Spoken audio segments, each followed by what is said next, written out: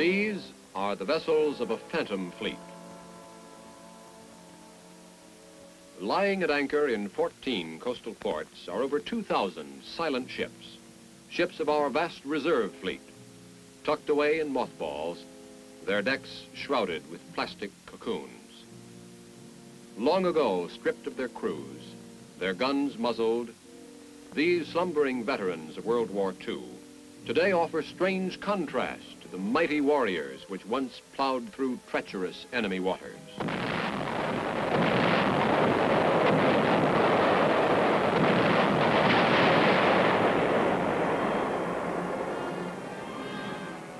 These were the ships which shelled the beaches of Normandy, Guam, Okinawa, raining retribution upon the would-be conquerors of the world.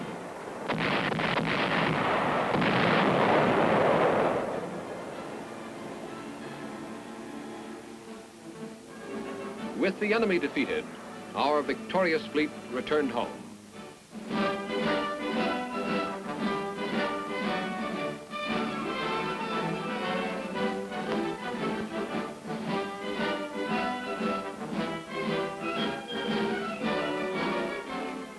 But a peacetime America no longer needed such a vast armada of fighting vessels. What was to become of them? Were they to rot away, or to be dismantled and sold for scrap? Or to be used for target practice, as we did with our ships after the First World War, leaving us unprepared for the onslaught of a new aggressor? No, we were determined to retain our fleet this time as a deterrent to any future aggressor.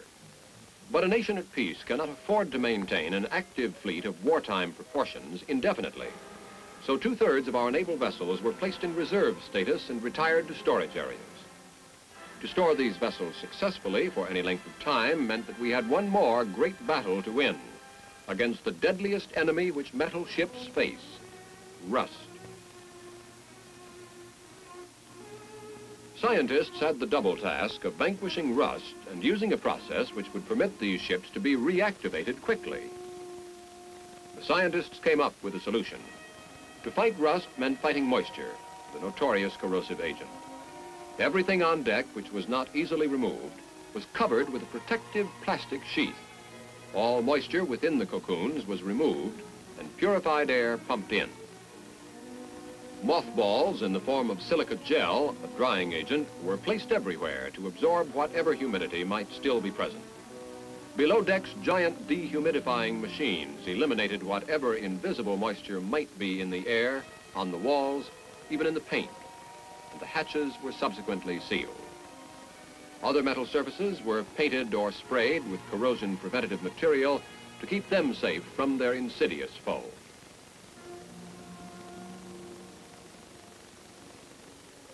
There they were, a massive fleet of fighting ships. Destroyers, submarines, aircraft carriers. Ships of all types, zippered up in a state of suspended animation, ready to be called back to service whenever needed. This was truly one of the greatest experiments in conservation ever undertaken.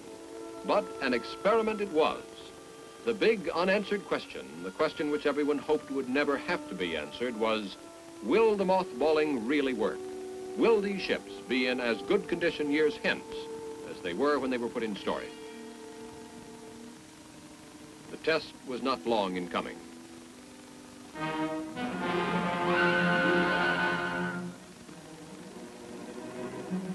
The sudden communist aggression struck at the security of all free nations and had to be resisted.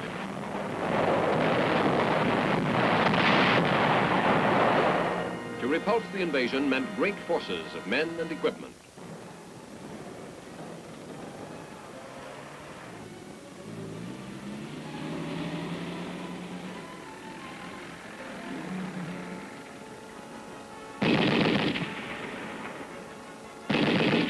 It meant planes, ships for supplies, ships for transportation, ships for battle. As the call came for more and more ships, the Navy was prepared. The task of returning the zipper fleet to action began at once. When a ship is to be recommissioned, it is towed from its storage area to the work dock. A crew of specialized officers and men is assigned to each vessel to be recommissioned. Plans are worked out for the task ahead. The first job is to make the ship habitable for the men working on it. Hatches, which for these many years had been sealed, are now opened.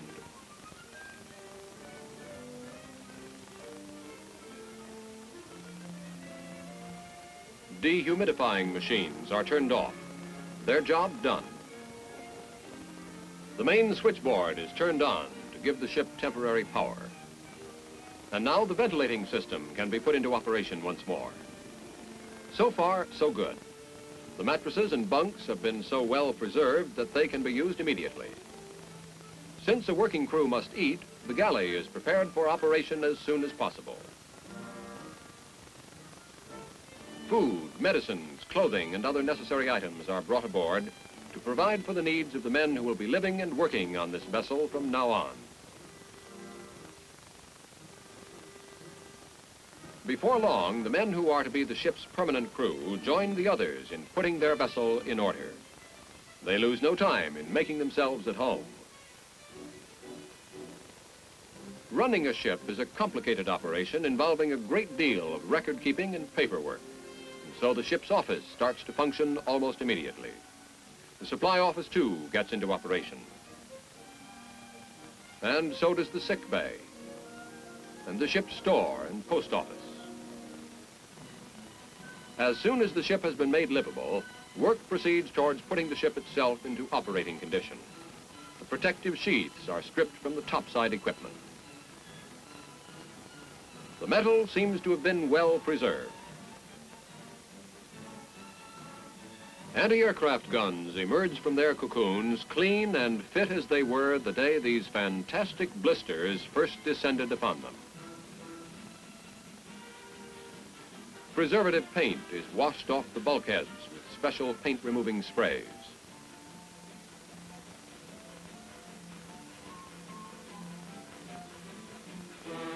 A diver is lowered to check the condition of the propeller and the shaft. Meanwhile, below decks, engines are inspected and prepared for operation.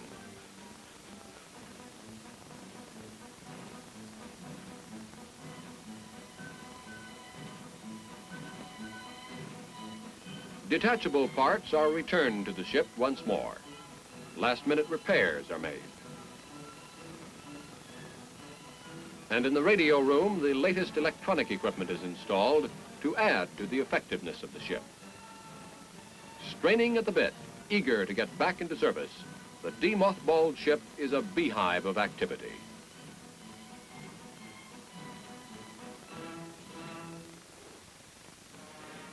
Within 30 days, the average vessel is ready for recommissioning. This is a proud day for a veteran of the Navy. There is the usual speech-making and recommissioning ceremonies, the usual bands. But there is nothing usual about this for our veteran ship, for this is her day of vindication, the proof that she is not a has-been, but that she can yet serve her country with glory.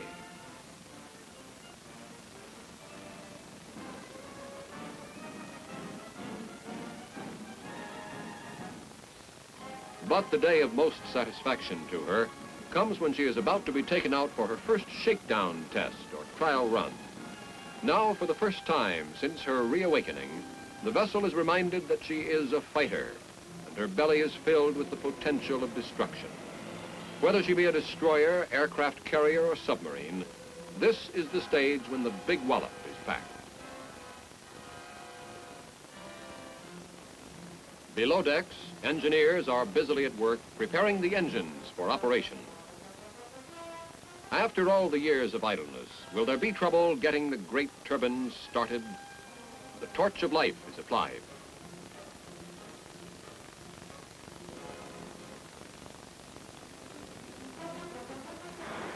Sounds which the engine room has almost forgotten fill the room once more. It's a good feeling to be moving by one's own power again. And now the real test begins. Runner forward. run her backward, speed her up, slow her down. Is she veering to starboard? How's the radar working? Test that magnetic compass, and that gyro compass must be right on the nose. The rangefinder goes into action. How are those guns operating? For her greater tests are yet to come. For many recommissioned veterans, the tests came in the fiery battles off Korea.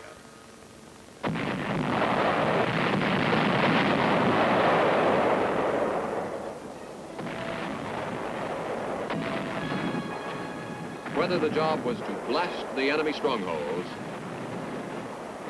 or to transport troops and supplies,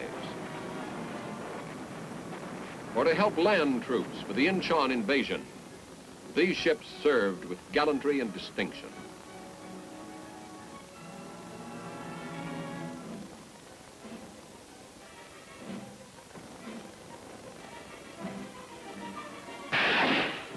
But lest the Korean episode prove to be but a forerunner in a larger battle, the reactivation of our reserve fleet continues unabated. In New London, veteran submarines are ripped out of their cocoons. In Charleston, a hibernating destroyer is rudely awakened from her sleep. In Philadelphia, an aircraft carrier is being prepared for action. And lightning-speed jet planes are loaded aboard.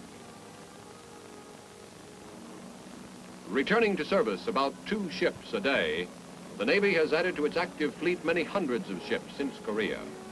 The Navy's foresight in devising the reserve fleet program after World War II has moreover saved the country countless billions of dollars, not to mention the vital material and manpower that would have had to be diverted from other defense work to build new vessels had these not been stored so successfully. But the ultimate test of the Zipper fleet is in its fighting power.